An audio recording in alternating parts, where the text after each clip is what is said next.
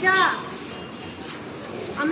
আমি তৃষার পিসি বনানী মণ্ডল। কিছুদিন আগে আমি একটা পোস্ট করেছিলাম তৃষার প্রোফাইলের স্ক্রিনশট নিয়ে, যে ওর প্রোফাইল থেকে আর কোনোদিন ভিডিও আসবে না।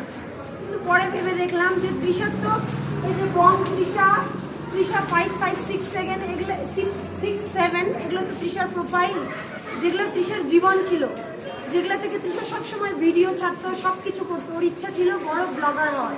তো আমি যে ভিডিওটা করছি সেটা আমি তৃষার প্রোফাইল থেকে ছাড়বো। ওর যত ভিডিও, ওকে নিয়ে আমরা যা যা করবো, ওকে আমরা হারায় যেতে দিব না, ওকে সবসময় আমাদের কাছে রাখবো।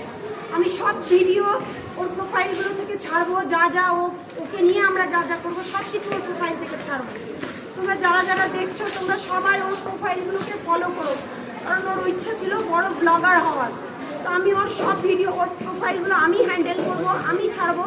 তোমরা সবাই সাপোর্ট করো।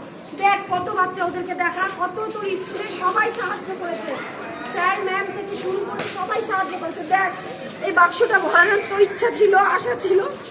দেখ আমরা এই বাক্সটা তোর স্কুলে সবাই সাহায্য করেছে, সবাই হেল্প করেছে, সাহায্য করেছে। দেখ তোর ইচ্ছেটা সবাই মিলে পূর্ণ করলো। তুই যদি থাকতিস তাহলে বুঝতিস, তুই তো নাই। তুই যেখানেই থাক বাবা, ভালো থাক।